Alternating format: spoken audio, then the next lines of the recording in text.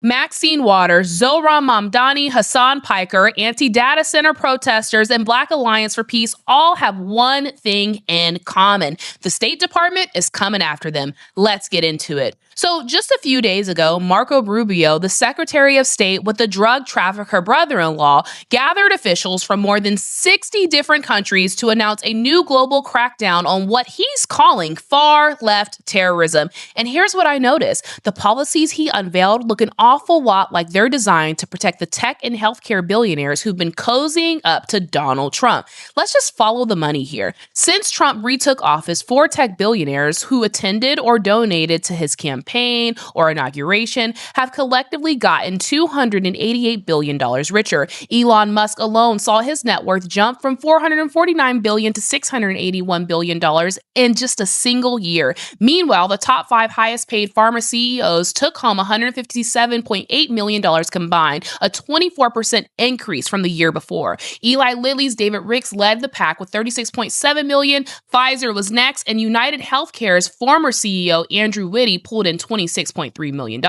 Trump has been hosting private million-dollar dinners with healthcare executives, letting them shape policy while they fill his campaign coffers. Now, at the summit, Rubio specifically called out the killing of United Healthcare's former CEO, saying it proves that so-called left-wing violence is spiking, but he conveniently left out that dead healthcare CEOs are bad for business and that this administration is determined to protect the industry that's been so generous to them. Now, this administration is also going after people who protest data centers. Across America, regular, everyday working people are fighting back against the massive AI data centers that drive up our electric bills and wreck our environment. The new terrorism strategy could label these people as terroristic threats. And wouldn't you know it, Trump's inauguration was packed with tech billionaires who own these data centers. Elon Musk, Jeff Bezos, Mark Zuckerberg, they all had front row seats. If the anti-data center fervor spreads, these billionaires stand to lose billions of dollars. So of course, this administration is framing community pushback as terrorism. One thing that seems to be Rubio's biggest regret is that a lot of us didn't get locked up after the George Floyd rebellion. He mentions the protests in his speech and alluded that back then, officials didn't prosecute people hard enough. Now, he's basically saying we learned from that mistake and we're not going to repeat it again.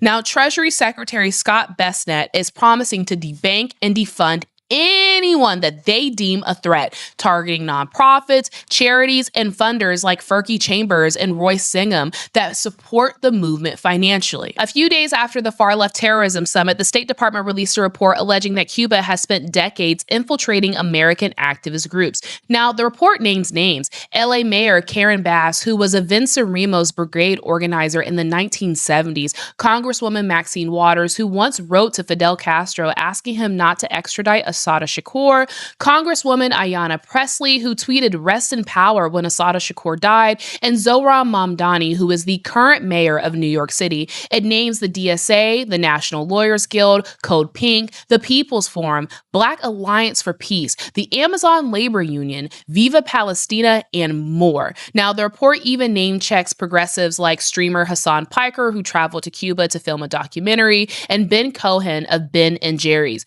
The administration is essentially using this report to justify designating these groups as part of the far-left terrorist network, which means if you've ever protested, signed a petition, or donated to a group that supports Cuba, you could be on their list. Now, the message is clear at this point. If you protest a data center, you might be a terrorist. If you boycott a company, you might be a terrorist. If you support Cuba, you might be a terrorist. But if you're a billionaire donor, you get a seat at the president's table and policies written to protect your profits and your bottom line. And Rubio says that more designations are coming, so brace yourselves. The NSPM7 era is alive and well. This is Monique with the Black Belt Daily, signing out.